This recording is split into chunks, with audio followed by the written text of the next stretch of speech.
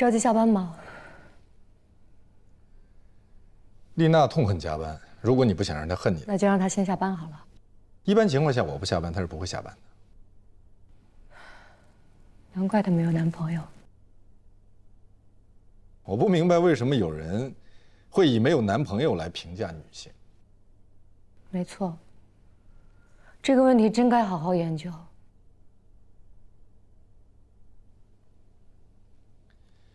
如果没什么事儿的话，有。你说。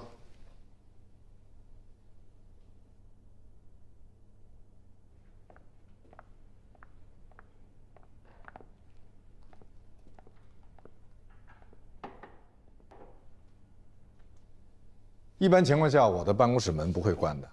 因为接下来我要跟你说的话，我不想让任何人听到。我要换律师。什么？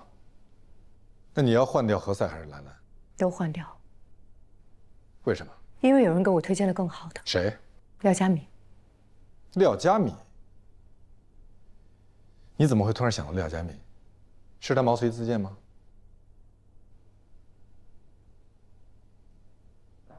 到底怎么回事？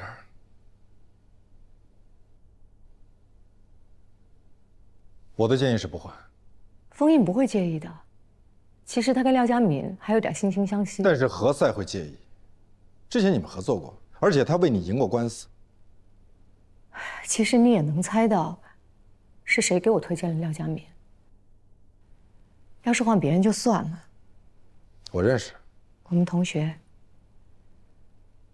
毕业之后就一直在法院工作，他父亲也是法官，现在退休了，一直在廖佳敏那儿当法律顾问。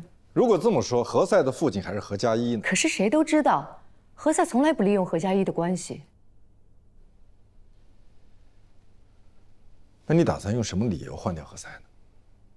他没有做错什么，而且他已经在开始为你工作了。但问题是，他现在还没开始起诉呢。他在快马加鞭搜集证据，起诉容易，但你的目的不是起诉，而是胜诉，对吧？而且，如果你现在换成廖佳敏，廖佳敏也要重新准备起诉材料、证据清单、财产清单等等取证工作，这都很需要时间的。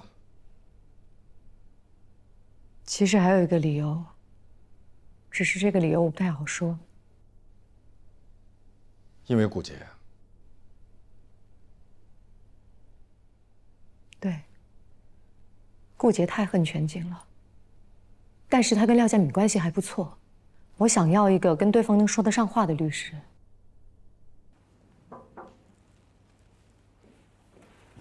如果你有事，你可以先下班，我跟罗宾的事还没谈完呢。刘英梅走了。什么走了？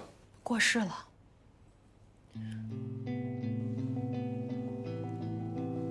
什么时候的事儿？刚刚。人送到医院的时候已经没了，见客户的时候突发脑溢血。那他这算是工伤事故还是以身殉职啊？不是，我的意思是说，那我是不是该换律师了？恕我直言，你现在把何塞换掉不合适吧？为什么呀？他家里出了这么大的事情，我还让人家给我打官司，这才不合适吧？你太不了解何塞了。你把他换掉就是对他最大的蔑视，就像当众给他一个耳光一样。你也太不了解律师了。律师上法庭就如同上战场，全力以赴、全神贯注都不见得能赢得胜利。你脑子里只有胜利。那当然了，赢了价值100亿，输了一无所有。除非何塞主动提出来不干了，干不了。那万一他不好意思提呢？他又不能全神贯注、全力以赴。相信我，他一定会全力以赴的。我记得你跟何塞你们俩关系没那么好。这跟我们俩的关系好坏没关系。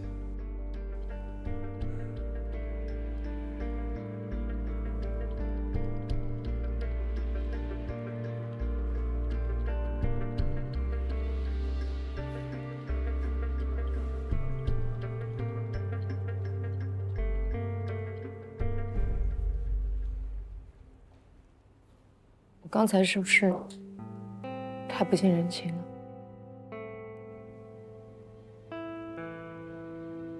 我懂。我输不起。理解。完全理解。我本来还犹豫我怎么去跟何塞说，但现在正好我可以借这个事情，委婉的跟他说，让他好好在家里安抚他姐姐，照顾他家人，这没问题吧？你让我想想，我会想出办法的。什么时候？明天。明天。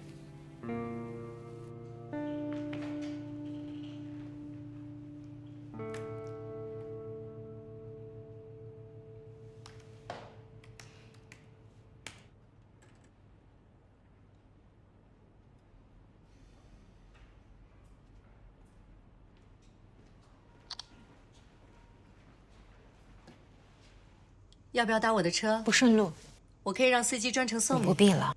别客气，不是跟你客气，那是什么？不想欠你人情。我知道你看不惯我，彼此彼此吧。我不想让罗宾为难，那你就不应该回到这里来。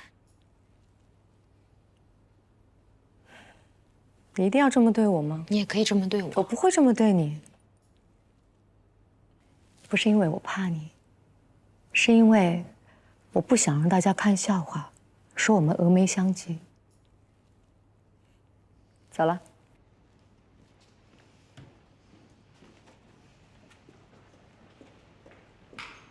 如果他一定要换掉何塞，这事儿你不要掺和。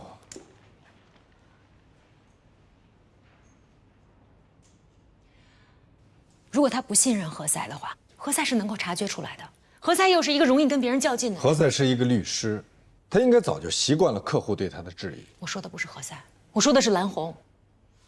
没有人愿意接他那种客户。有的，有人想接或者肯接他的案子，这毕竟是百亿标的。那都是为了标的去的。丽娜，你不是一个刻薄的人。对，我不是，但我是一个爱憎分明的人。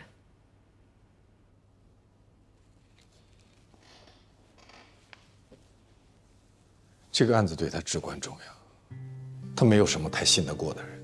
他穷的就剩钱了，如果连钱都没有的话，他真的生不如死。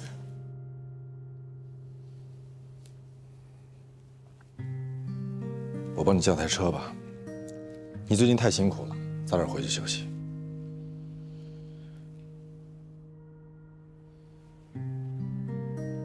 你还不下班啊？我要留下来研究点东西。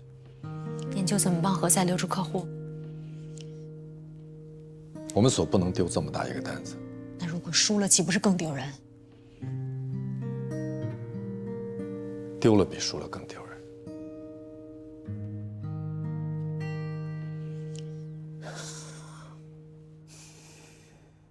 刘英美公司的小孩问问我们能不能帮着联系一下何塞，说他姐姐找不着他。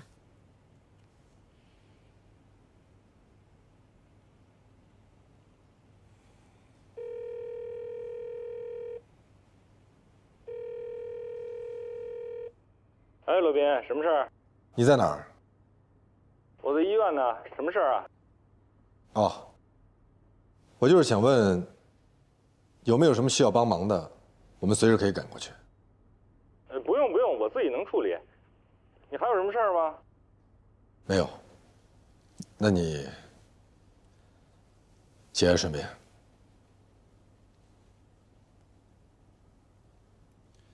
他在医院，应该已经联系上了。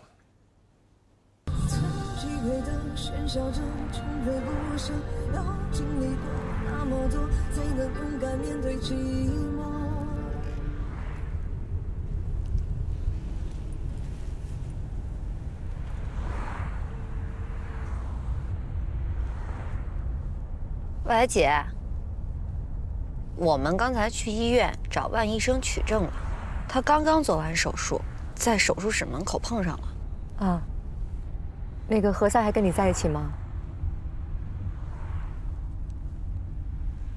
啊，怎么了？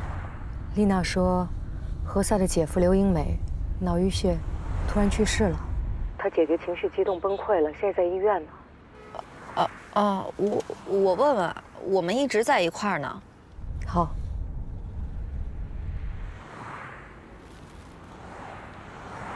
怎么了？你姐是不是不信任我呀？没有，她想混律师吧？你别多想啊。我没多想，我听说了。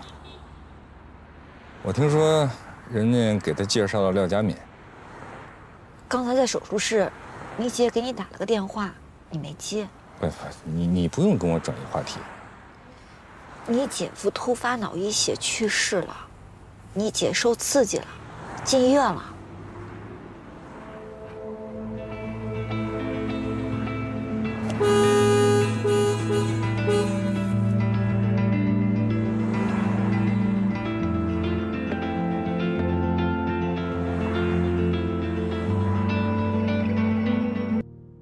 罗宾提议，以后凡是遇到重大疑难还有复杂的案例，必须开会讨论。这样案件的代理情况，不光体现了经办律师的个人水平，而且还体现了我们律所全体的集体智慧，同时也避免了经办律师由于个人原因导致的案件受理受到了影响。我觉得这是个非常好的提议。案件是谁办理的？是律师，律师也是人，人就会受到情绪的波动，造成情绪波动的影响有很多方面，比如个人家庭、个人的身体健康状况等等等等。我怎么觉得这个提议针对性很强啊？不，何塞，你经手的案子确实符合这几个条件，但是现在罗宾手里类似的案子非常多，不是针对你。但是要从我开始，对吧？你总是这么一语中的。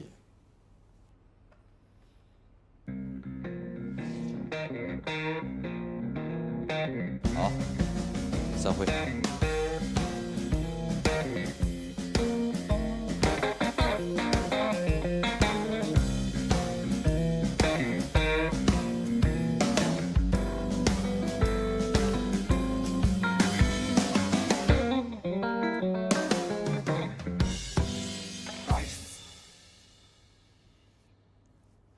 罗宾他这是针对我，他这是在帮你，帮我，他是要插手我的案子。是蓝红想要换掉你，他说服了蓝红。准确的说，蓝红确实有这个念头，他想换成廖佳敏，但是经罗宾这一通说服，不换我了。但是我要向他罗宾汇报，向集体汇报。他就是集体，集体就是他。你冷静一点。我冷静不了，他当着那么多人的面，他打了我的脸，他打完了，你让我冷静。不是你说的吗？脱面自干，怎么现在人家还没脱你的面呢？你就已经气成这样，腾云驾雾了。我都安排好了，你带着淼淼直接出国。姐，我都不敢告诉你，我这手机里每天都能收到无数的威胁和恐吓我的短信和电话。OK， 威胁我、恐吓我，我不怕，但是我怕他们对淼淼动手。那你带淼淼走啊？不讨论，就按我说的办。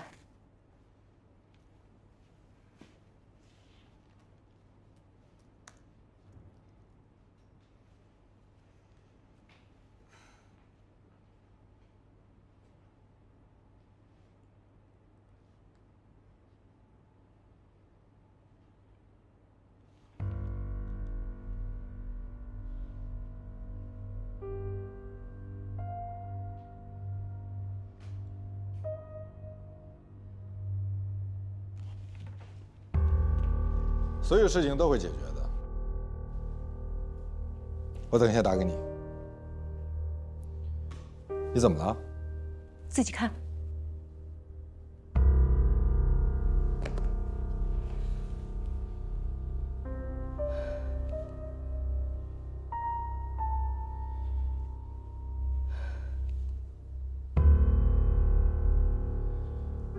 马上让何塞发律师函。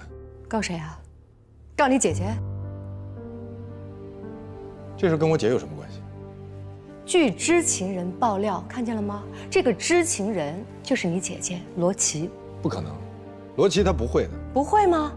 你不看你姐微博的？我都不知道他有微博。看清楚了，采樊琪琪这个就是你姐。她在上面骂我说我从小就爱钱，爱有钱人，抛弃了英俊潇洒的男朋友，转而攀了高枝，嫁给了这个什么黄土埋半截的有钱客户。法官判又不会根据谁在微博上说了些什么。是，你姐这个微博明显就被人指导过的。能不能冷静一下？我不能冷静，我告诉你，现在每分钟就有人跑到微博下面蜂拥而至的骂我，我都被骂上热搜了，你看不见啊？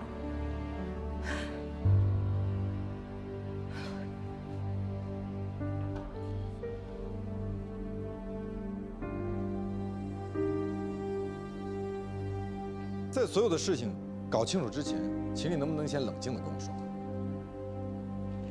战斗已经打下，敌人用了最卑劣、最无耻的手段，我们要以牙还牙，以眼还眼。他们这是诽谤啊！我一定要告到他家破人亡。不什么意思？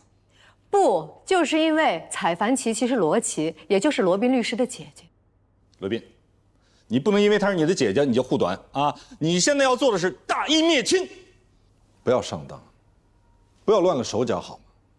我们要清楚我们现在自己的首要任务是什么，到底是要告孙超越还是采樊琪琪？这两者不矛盾。那好，如果我们先告采樊琪琪，那么所有人的眼光都会被吸引到这段梦断豪门上。更关键的是，采樊琪琪用的是春秋笔法，说的是自己的亲身经历，很难构成诽谤。他这是在侮辱我。不，罗宾说的这个有道理。你现在一怒，等于是我们改变了斗争方向，但是我们目前的形势和任务是要先干翻孙超越。你现在要做的是唾面自干啊，就是即使别人往你脸上啐唾沫，你被炒了，你不擦它啊，依然被炒了。什么我就被炒了？听不懂。你被炒了。哀兵必胜，你也可以发一个微博。我凭什么呀？我不会期期哀哀。用不着期期哀哀，就实事求是。第一，你丈夫生病期间，你的小叔子隔离了你跟你的丈夫，让你见不到他。第二，你的小叔子让你签了一个委托看病的协议，正是这个协议，你的小叔子在医生反复提示危险的情况下，仍然一意孤行，让他转院，并且在转院的过程当中导致他去世。第三，你小叔子在你毫不知情的情况下转移了你丈夫所有的财产。第四，这个遗嘱不具备法律效力，不代表你丈夫的真实意愿。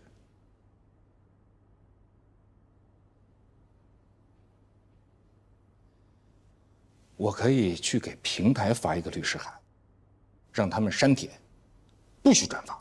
平台一般不敢惹这样的麻烦。然后我会再组织一拨人来采访，题目就叫做“百亿富豪突然离世，财产被算计，100亿资产零继承”。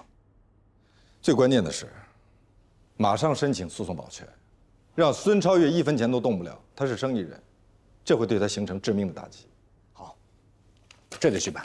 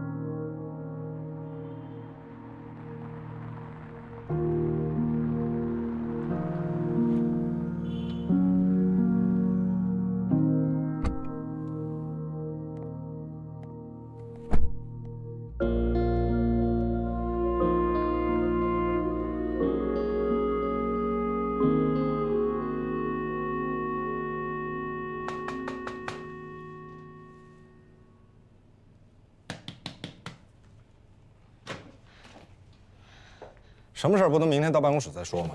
我怕会出人命。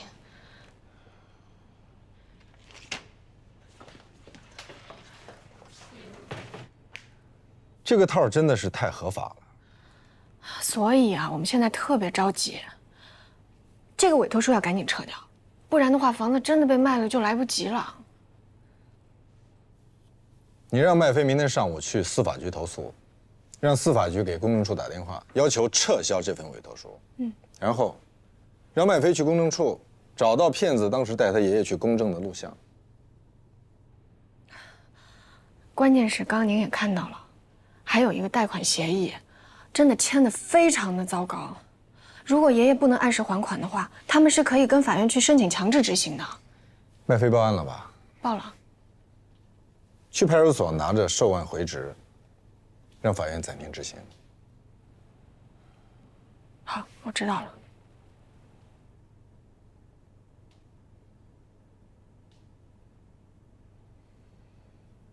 还有事吗？没事儿。那个罗老师，谢谢您，晚安。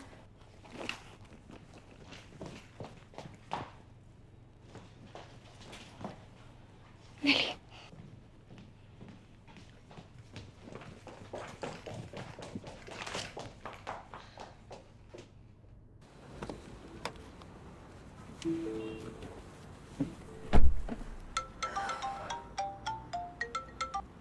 喂，姐，你在哪儿呢？我这就回家。何塞给咱们找个地方住，他建议我们暂时先住到这里。我呢，把地址发给你。我觉得物业和保安还都挺好的。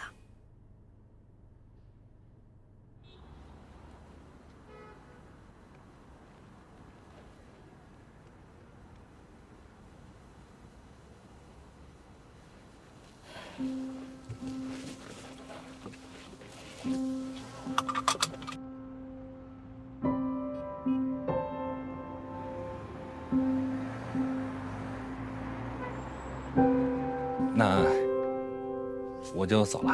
我们家这几天特别吓人，每天睡到半夜了，就不知道是谁在底下按门铃。没事，我这儿安全，他没有人知道我在哪儿。今天一回家，门把上挂了一死鸡，我姐当时就吓疯了。我姐是属鸡的。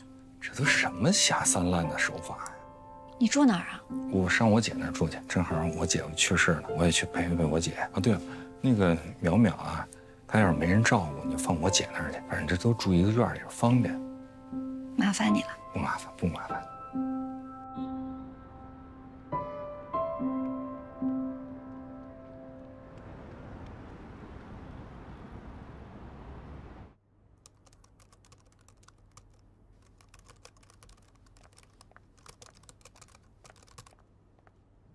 我有件事要和你说，要紧吗？和蓝红有关。如果你要是劝我别管，我昨天晚上见到原野了。如果，比如说，有人让我证明一件事情，但是我可能当时不在场，但是这件事情肯定发生过。如果我见证了，会有问题吗？什么乱七八糟的？你说清楚点，到底发生什么事儿了？孙超越的律师来找我，让我说孙浩瀚立遗嘱的时候我在场，我见证了。但是当时你没在。但是肯定有遗嘱的呀，他都给我看过。我劝你最好不要做。但是他保证我不会有问题的。别信。你不会已经……我录了，也按照他要的写了。那你现在赶紧告诉他们，不行。但是他又给我买机票，又帮我安排学校。哎，你千万不能告诉别人啊。那能不能让原野？不能，他已经后悔告诉我了，他不会替你作证的。可不可以让他？不可以，他是我的朋友，我不能出卖他。那你一定要拦住他，不能让他做伪证。拦住了，他已经拒绝了。要用电子邮件的方式拒绝。我就是这么跟他说的，他发的就是电子邮件。难道说真的不能让？不可以。好吧。对不起。不用说对不起，我还应该谢谢你，至少让我知道了他们的遗嘱有毛病，只是我暂时没有证据。你绝对不能把原野牵扯进来。你不会不知道我的办公室有监控吧？我刚才跟你说的话都是逗着你玩的。好吧，我的确是被你逗得比刚才开心多了。谢谢。不客气。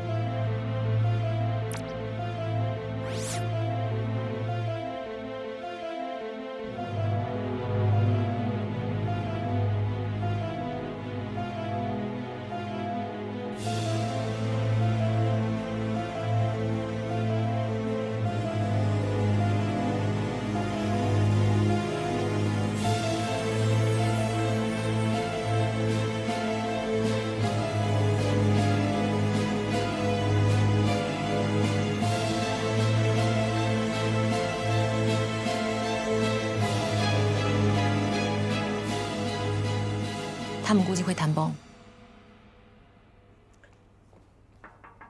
罗老师，您找我？蓝红的案子很快就会进入庭审阶段，何塞想让你去帮点忙。他们不是正在和我们聊庭外和解吗？因为我们申请了诉讼保全，所以他们不想被拖入漫长的司法过程。是因为他们输不起吧？谁都输不起，谁输了谁就是零继承。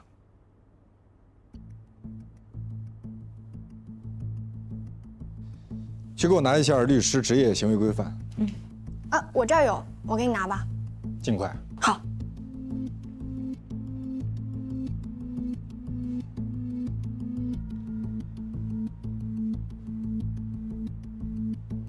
我们如果要辩论，大可以上法庭上辩论，没有必要来这里。我们是带着诚意来的，庭外和解对我们都有好处。你别以为我不知道，就是你在外面抹黑我姐，说我姐是蓝金莲。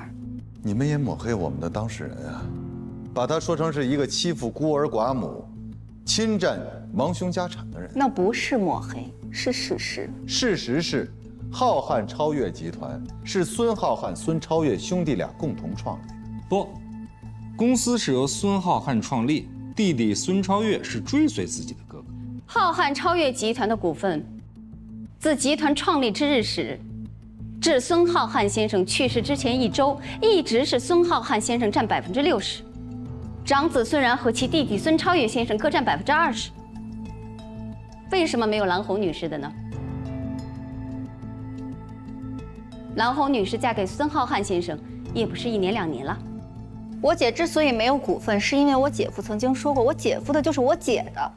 确实，如果没有遗嘱，你姐夫的也许可能是你姐姐的，但是现在是有遗嘱，他把自己的一切都留给了自己的亲弟弟。可如果真的上了法庭，你们这份遗嘱很有可能会被判作无效。我不明白你是从哪儿冒出来这种错得离谱的预判啊！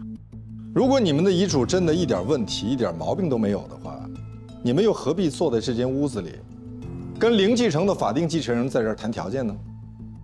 因为你们申请了诉讼保全啊，这对于我们都是煎熬。我们知道，这个案子的审理肯定是一个非常漫长的过程，所以我们起草了一份和解方案。按照这个方案，蓝红女士可以拿到1个亿。我不接受。我劝您接受，因为如果我们下定决心血战到底，您将是零继承。不，如果我们胜诉，是你们的当事人零继承。所以，请提醒你们的当事人，诉讼有风险，应诉需谨慎。事实上啊，我的当事人并不想和解，是在我们的极力劝说之下，才有今天的会面。机不可失啊，1个亿不能太贪了。对啊，这1个亿呢，的确是不少了，但是因为你们的手段太卑劣，所以现在啊，1个亿不够了。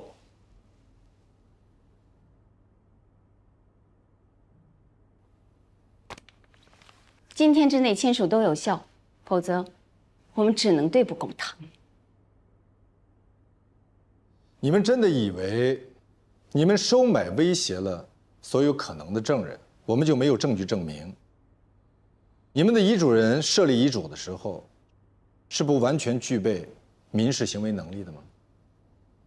遗嘱最重要的是遗嘱内容是否是遗嘱人的真实意思。我相信法官在了解了遗嘱人的真实婚姻生活之后，会认定这就是遗嘱人的真实意思。我们有证据表明，在孙浩瀚先生生前，没有一个除夕是和蓝湖女士一起过的，每次过年都是和自己的儿子还有他自己的兄弟孙超越一家人一起过的。孙浩瀚在哪儿过年，和谁一起过年，跟继承没有任何关系。当然有关系了。过年对于每一个中国人来讲，它绝不等同于其他节日，这就代表了遗嘱人的真实意思呀。任何一个人也绝不接受把自己和家人辛苦打拼出来的巨额家产，留给一个不爱自己的女人吧。是的，王律师在这一点上说的非常对，但是你太不小心了。你的笔记本里有一些内容，足以证明你们这份遗嘱是无效的，而且你的邮箱里还有一封邮件，也足以可以让你丢饭碗。什么意思？你真的忘了吗？罗琦毕竟是我姐姐，我的亲姐姐，我们姐弟情深。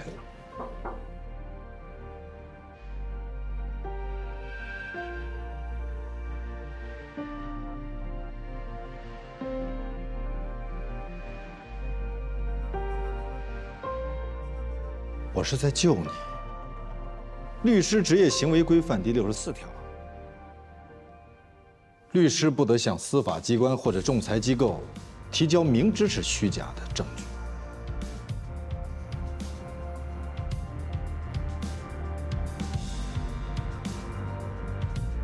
他妈无耻！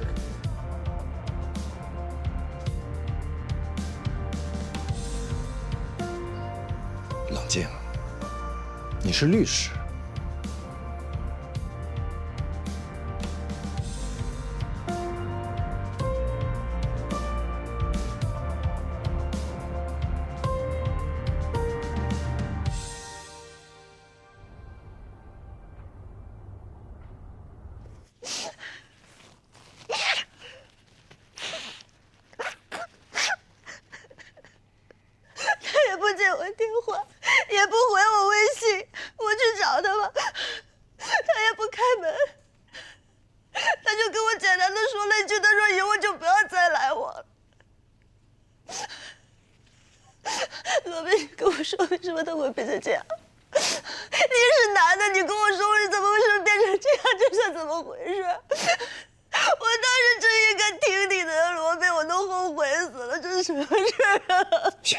行，好了，不哭了啊！这是干什么呀？你跟我讲讲，这是为什么？怎么会变成这样？这什么人啊？这都是。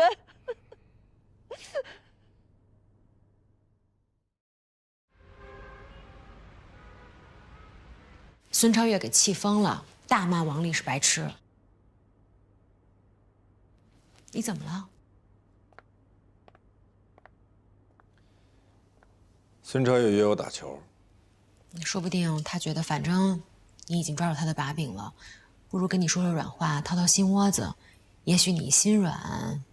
王丽被炒了，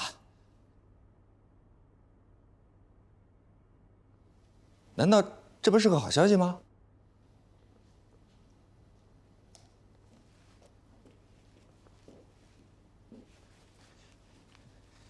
律协请我去给年轻的律师讲课，我想给他们讲录音证据的取证技巧，来一起去，以漫谈的性质。对不起，我有事出去一趟。哎，我们不是说好了相互支持吗？私自录音是否合法有效，要看来源是否合法，是否经过剪辑。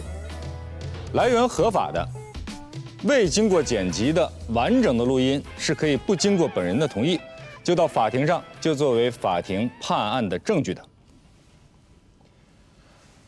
那什么叫合法来源呢？举个例子，如果我在你家里安了一个窃听器，那就是不合法的。但是如果我们在公共场合，我偷偷的录下了我们之间的对话，那么这个就是合法的。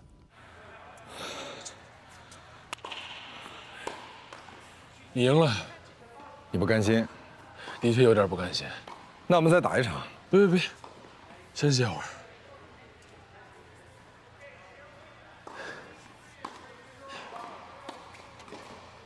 我呢，不是一个想要霸占寡嫂家产的人。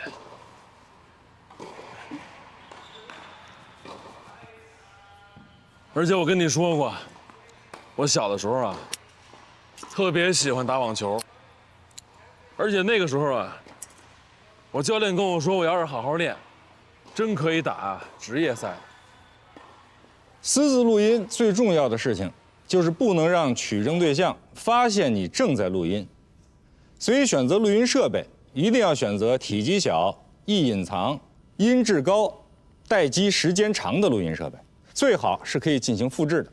对了，我特别喜欢跟你打球，虽说我没赢过你吧，但是你知道吗？这么多年，你是唯一一个打球能赢我的人。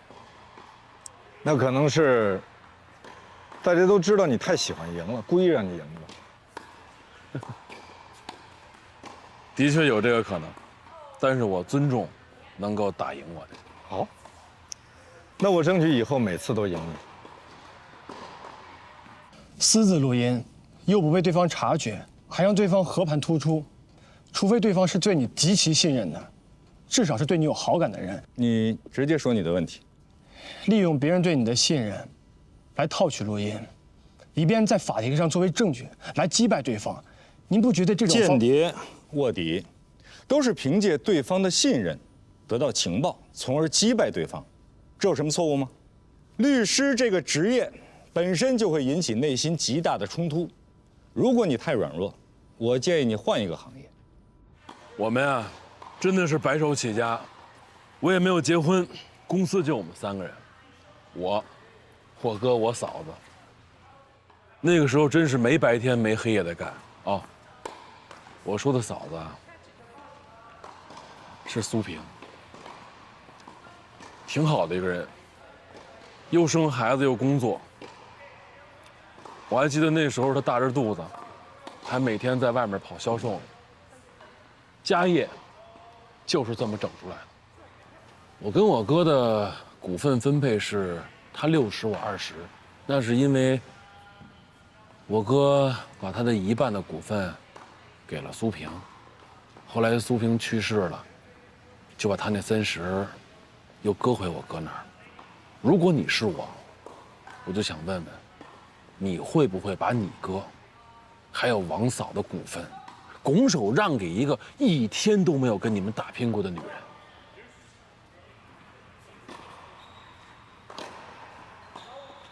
那你哥，他应该早点立遗嘱。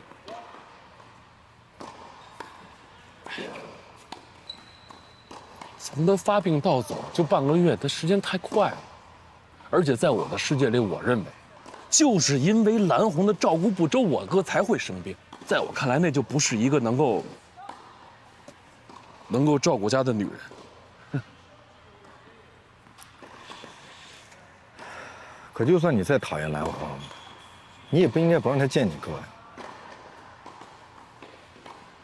我哥那个时候神志不清了，谁也不认识，我怎么让他见？尤其是他们的孩子，那小姑娘才2岁。我是不想让那小姑娘看见她爸爸最后那个样子。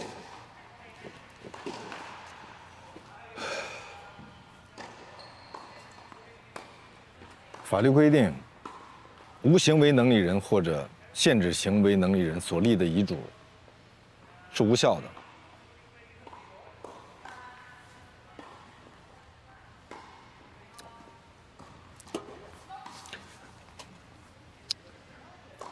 哎，我今天请你来哈，我真是拿你当朋友，我是真想问问你，我现在应该怎么办？是，那遗嘱呢？是我打印的，但那的确是我哥的意思。我了解我哥，他要不是因为发病那么快的话，我相信他一定会让我来做这个接班人。那不可能是蓝红啊，他一天都没有经营企业的经验，怎么会把上百亿的家族企业交给他呢？可是你哥不会让蓝红零继承。我之所以写零继承，那是因为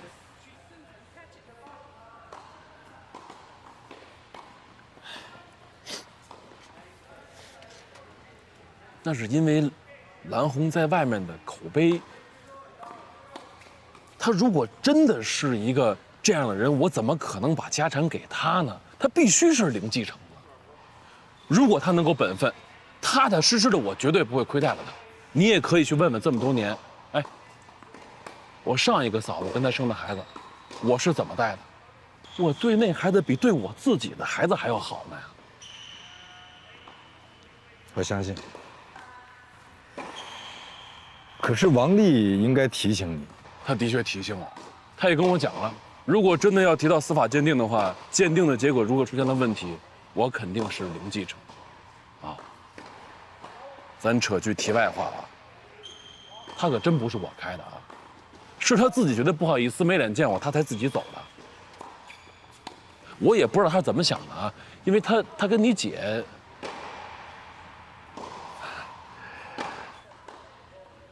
我也知道你姐肯定是站在你那边，我也相信你能够理解，毕竟血浓于水啊，亲情关系那不是什么人都能够替代的。哎，如果你能够理解你姐，我希望你可以理解我跟我哥现在的关系。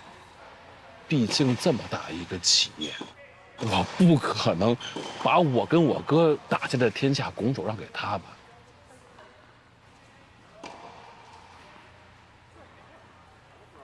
那这样，我去做蓝红的工作，我说服他，你们庭外和解。公司由你继续来经营，但遗产，你虽然蓝红的孩子，4个人每人1份，你可以接受吗？我就知道跟你能谈成，而且我发现，现在好多律师啊，都是成事不足败事有余，越谈事越多，还不如我自己谈呢。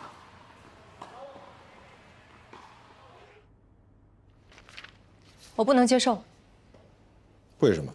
我永远也忘不了他是怎么跑到我们家，当着我妹跟我女儿的面跟我宣布遗嘱，告诉我零继承。如果遗嘱有效，你就是零继承。但这个遗嘱不成立，这遗嘱根本就不具备法律效力。他是在他哥哥丧失行为能力之后。如果孙浩瀚还活着，他有机会在完全清醒的状态下写一份遗嘱，你认为他会让自己的亲弟弟零继承吗？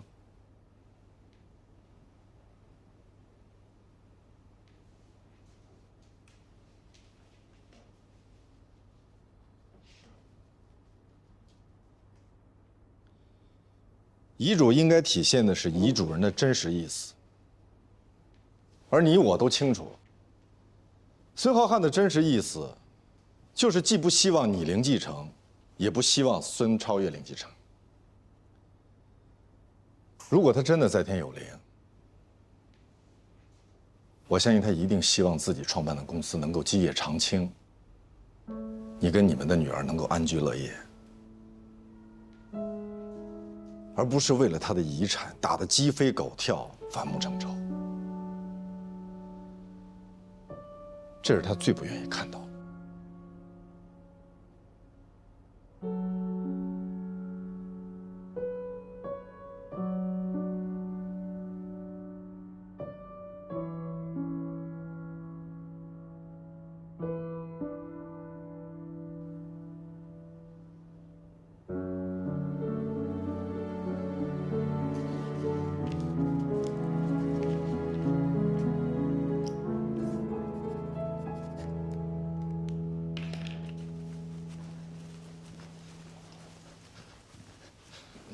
为什么让蓝红签字啊？这是一个相对公平，而且可以让他们释怀的协议。不，我是蓝红的代理人，不是你。这是我的案子，本来我是可以打赢的，全胜。如果你把它当成一个案子去打，案子当然有输赢。可是你想过没有？你赢了孙超越零继承，你输了蓝红零继承，他们都输不起。所以和解是风险最小的选择。我没有替他们做决定，我只是给了他们一个选项而已。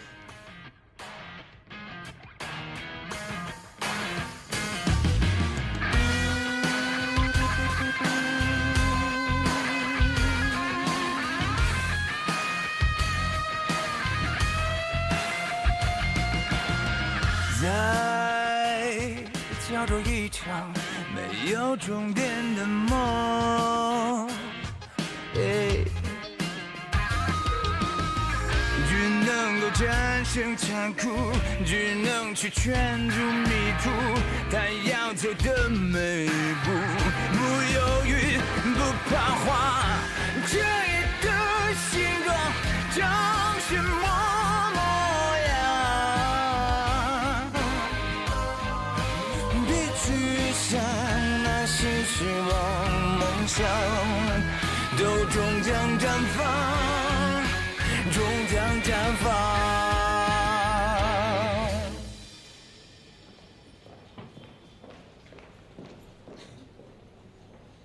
出去啊？啊。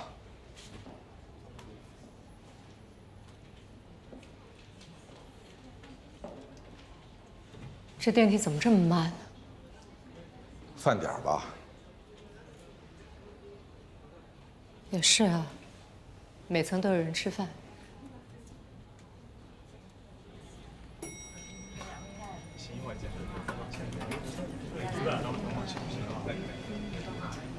上不上电梯啊？抓紧上吧，都等着呢。上。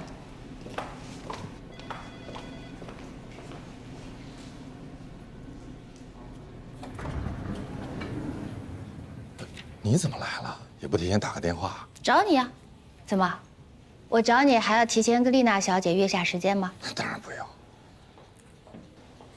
怎么了？你们要一起出去啊？没有啊，我们俩就是刚才在这儿刚巧碰上。你知道人家怎么说你们俩吗？咱们在这儿说，走，去我办公室。你怎么从楼上下来？我找你啊。找我？找我？你上楼干什么呀？你管呢？姐，你有什么事儿的话，你一定要找我问我。我就是找你问你啊。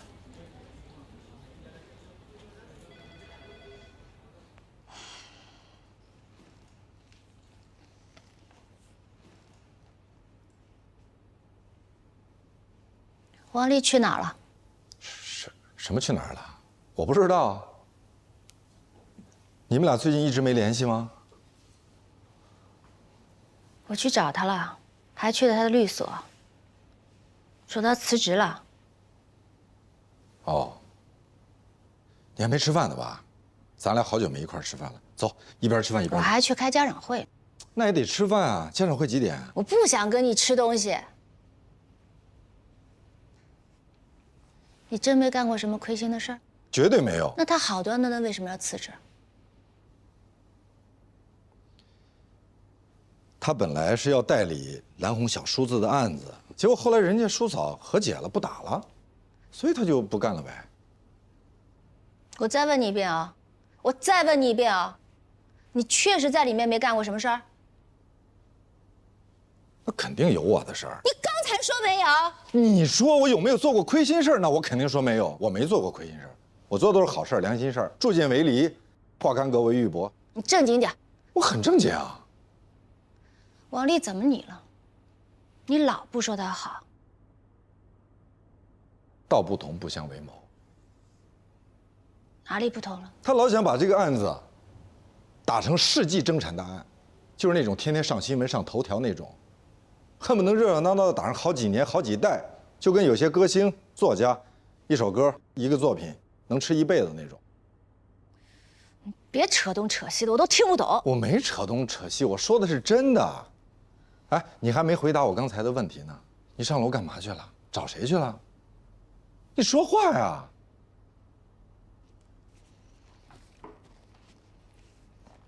说说你的事儿吧。说我什么事儿？你知道外面的人怎么说你们俩的吗？我们俩，我跟谁？你看过一本小说叫《阳光下的罪恶》吗？还拍过电影了呢。看过啊，当时咱俩一块儿看的嘛。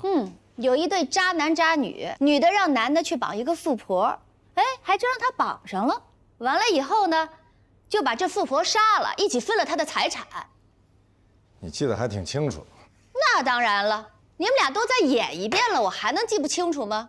哦，就人物关系反了一下。现在女的去傍大款了，哎，傍大款成功，大款还生病了，男的当了律师，帮他一起分了大款的财产，女的还得逞了。姐呀，你要听这些胡说八道，那还有完吗？你就不能自爱一点？我怎么不自爱了？你自爱还跟他同出同进啊？我没跟他同出同进，你误会了。我刚才跟你说了，我们俩就是正巧在那儿碰到。哎呦，还真巧。就是巧啊，我刚才还在那儿碰到你了呢，你说巧不巧？你还没跟我说呢，你是不是就是上去找龙科了？我走了。什么你就走了？你还没跟我说呢，你去干嘛去了？喂，你到底遇到什么事儿了？行，你不想说就算了，那你能不能稍等会儿，我让司机去送你？我叫李晨专车了。姐，真的碰到什么事儿的话，你首先得告诉我，我是你弟弟，你有什么不能跟我说？我电梯来了。哎，你能……哎，等会儿，谢谢，谢谢啊。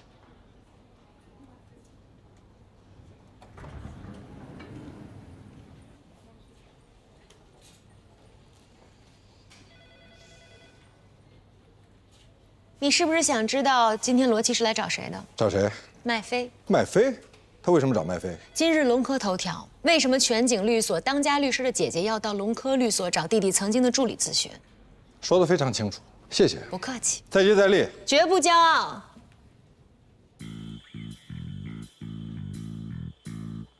罗律师您好，您是来找廖主任的吗？不，我找麦飞。哦，那个麦飞啊，麦飞他可能在茶水间呢吧？没有，最后乔治给他要过去了。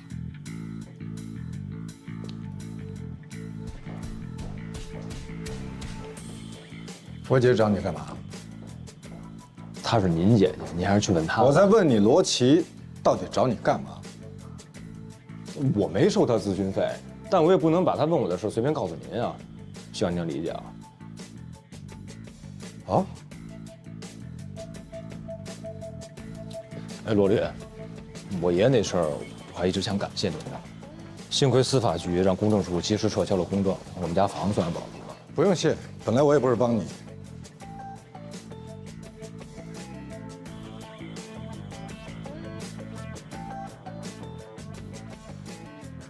我虽然不能告诉您什么事儿，但我建议您去看一眼您姐姐，去她家，越快越好。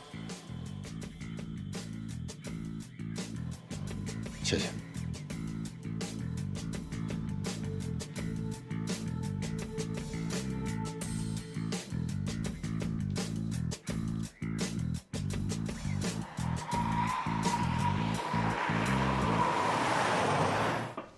来了。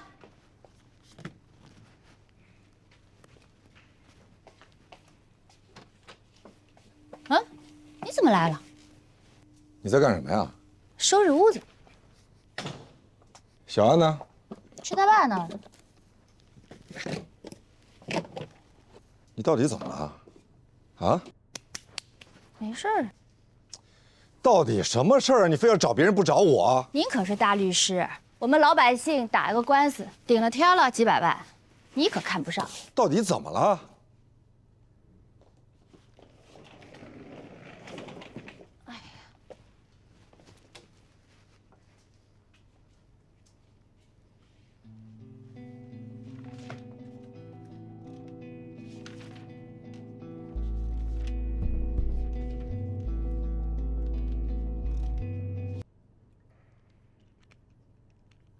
本来都商量好了，买一个大点的房子，和小安一起住，然后再生一个一家4口，挺好的。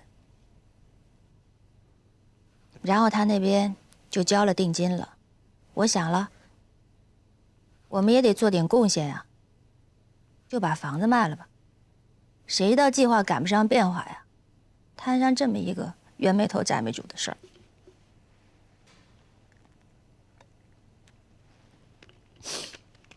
我就记得他说了一句话，让我问你。那这房子能不能跟中介商量一下不卖呢？都跟人说了，哪怕贴点钱都行，人中介不干啊。人说了，如果你不卖的话就告我。我问麦飞了，人麦飞说一告一个准儿，到时候我还得赔双倍的违约金。那这房子你卖了，你住哪儿？基于有个亲戚说他那儿有个旧房子，让我住一下，就凑合吧。到时候看有机会再买一个。但是我都问了，同等价位的这个户型算是买不着了。这么大的事儿，你不说也就算了，基于为什么不告诉我呢？我没让他说。那王丽知道吗？跟他说什么呀？你这边房子都卖了，我自己愿意的，跟他没关系。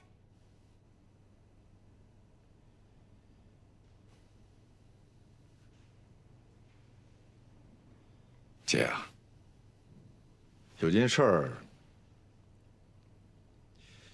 其实我一直想告诉你。基于有孩子了，我知道。不是。那是什么？你又跟蓝红好啦？当然不是了，啊、不是。那是什么呀？哎，你快点说呀！我没有心情跟你磨磨唧唧的啊。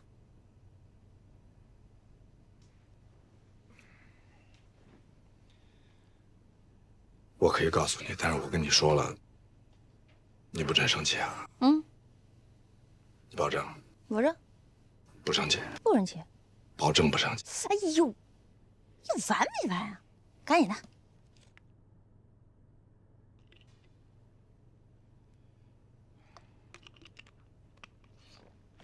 是这样。你是我亲弟弟的吗？你是敌人派来的吧你？你这个王八蛋你！我说呢，怎么好好的人就走了？我怎么可能做这样的事情啊？我缺心眼儿啊！我偷看他的笔记，然后我再偷偷告诉你，我图什么呀我？我怎么可能做这样的事情？我怎么可能做这样的事情啊？是你不可能做，但是他笨啊！你想，如果是我，他要炸我。我肯定不相信，不光不相信，我还会当面给你打电话求证。你少找借口啊你！我没找借口，我从来没有隐藏过我对王丽的看法。我一直认为她不是一个可以依靠、可以信赖、可以跟你共度余生的人。她不信任你。你不要挑拨离间。我问你，如果王丽当时跟你这么说，她如果说罗琦根本就不是这样的人，你到时候怎么办？不存在这种可能。我太了解她了，我知道她什么人。你说她谨慎。慎重是吧？我告诉你不，他天然缺乏对人的信任。我跟你说过，为什么他早不出现晚不出现，偏偏这时候出现，还跟你结婚一块看房子，你就从来没怀疑过吗？我不怀疑。他虽然没有通过你的测试，但并不代表他不爱我。那代表什么？那代表失望。他多失望啊！谁受得了这个呀？你当时跟蓝红在一起的时候，你们分手的时候，你有没有跟他好好的坐下来，跟他好好说清楚啊？你不是也没有吗？都失望了，在一起说好了，再说清楚有什么意思啊？那不就更失望吗？你走开！我再不想看见你，你再不要见，你出去！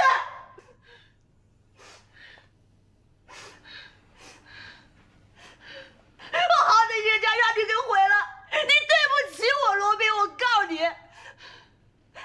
今天晚上做噩梦的。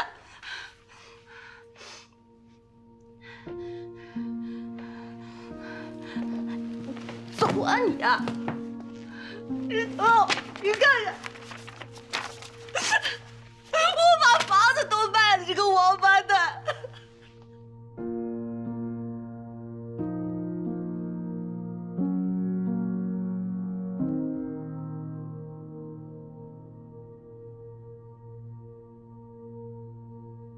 他多失望啊！谁受得了这个呀？你当时跟蓝红在一起的时候，你们分手的时候，你有没有跟他好好的坐下来，跟他好好说清楚啊？你不是也没有吗？都失望了，在一起说好了，再说清楚有什么意思啊？那不就更失望吗？我好歹人家让你给毁了。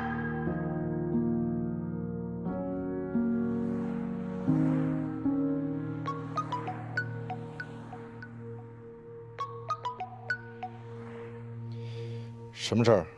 喂，罗老师，您还记得林佳印吗？怎么了？他被人骗了。最关键的是，现在是已经下班了，现在是下班时间，这是第一。第二，他不是你的客户，也不是我的客户。第三，这个世界上被骗的人很多，案子也有很多，我们要有选择性，尤其对于那些没有诚信的客户。第一次我们没有拒绝已经是错误，不能再犯第二次。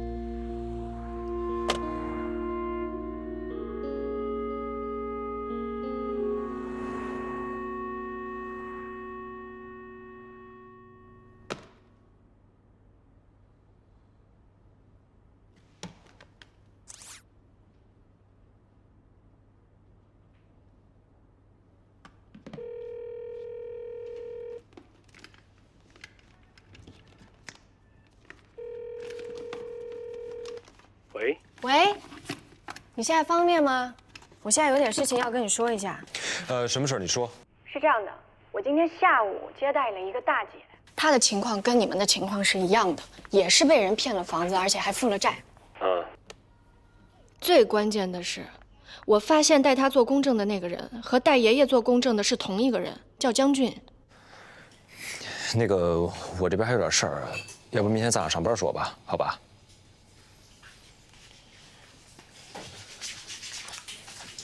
阿姨，您看这样行吗？我再给您加点钱。哎呦，我不是要你加钱啊，这是我自愿的。我真的是家里有急事儿，你看一下，这是我儿子刚在携程上给我抢到的明天的高铁票，我必须得回去。我也是挺不好意思的。那好吧。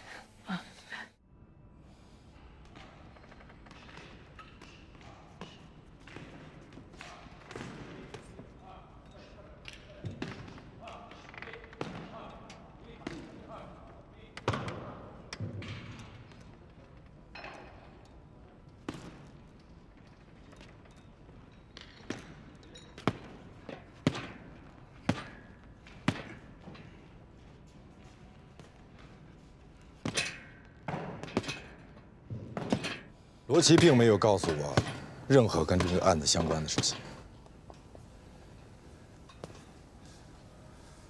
他碰都没碰过你的笔记本。我宁愿相信你上次说的是真的。你们姐弟情深，上次是我诈你，那我凭什么相信你这次说的是真的呢？因为这次我说的是实话。那咱捋一下，上一次你说罗琦告诉的你，这一次你又说此事与罗琦无关，两次必有一次是假的，对吗？首先，我从来没有说过是罗琦告诉我的，我只是说是你暗示了我，最多算误导。那你为什么来跟我说这些？因为我觉得你应该知道真相。罗琦是无辜的，你不能冤枉他。请你告诉我，你凭什么说我笔记本里有东西，足以证明遗嘱无效？是我推理出来的。骗鬼去了！是真的，因为我太了解你了。上学的时候我就记得，你有一个爱记笔记的习惯。你会记录你跟你当事人的见面，还有谈话重点，而且你会录音。有时候公开录，有时候悄悄的录，这是一个好习惯。毕竟律师输了官司，被当事人索赔倒打一耙的太多了。你录完音会整理录音，把录音重点存在你的笔记本里，而这是你从上学起就建立起来的一个优秀习惯，这么多年你不会轻易丢掉了。好，我承认我有这些习惯。我的问题是，你凭什么觉得我们的遗嘱有问题？如果没有人告诉你我笔记本里有什么东西，这是基于我对你和顾杰的认知。顾杰是一个胆子特别大的人，但你不是，你谨小慎微，所以我想你一定是发现了这个遗嘱有问题。你去建议顾杰跟我们和解，同时提示了孙超越，而提示的方式是电子邮件。我们现在最担心的是对方会提出司法鉴定。如果司法鉴定的结果不利于我们，法庭判定遗嘱无效，那您就是零继承，这个官司的风险太大了。我会零继承吗？如果遗嘱无效，按照法定继承，您是第2顺序继承人，而蓝红是第1顺序继承人。如果遗嘱无效，或者是没有遗嘱的情况下，您确实是零继承。可浩瀚超越是我跟我哥建立的。我们可以跟蓝红庭外和解，蓝红也输不起，因为他也不敢断定司法鉴定结果就真的不利于我们。万一法庭判定遗嘱有效，那他就是零继承。我们认为他不敢冒这个风险。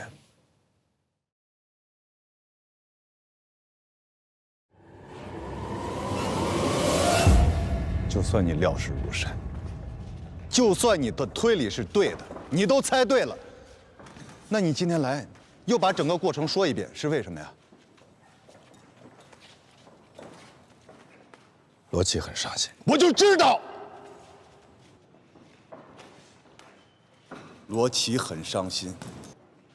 罗宾啊，你这个算盘打得也太好了。现在官司结束了，和解协议也签了，你现在跑过来说服我要接你姐的盘子，对吗？所以你才假惺惺地告诉我这一切跟你姐没有关系。你怎么能这么想呢？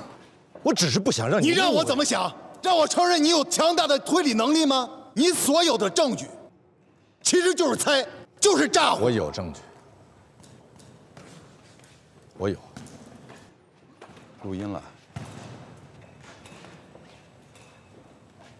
好，我无所谓。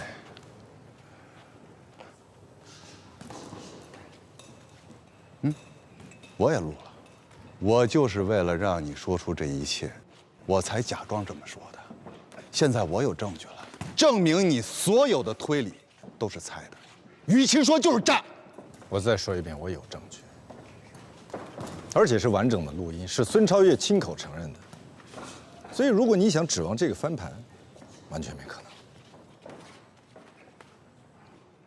我不信，你永远也搞不清楚该信什么，不该信什么，这就是你的问题。你缺乏判断力。凭什么呀？孙超越凭什么向你承认啊？而且是亲口承认，他跟凭什么？你一样，他觉得我已经有了证据，所以最好的办法就是跟我推心置腹，将心比心。他是一个生意人，他已经测算过风险和收益的比值，这对他而言是最好的方案，不是吗？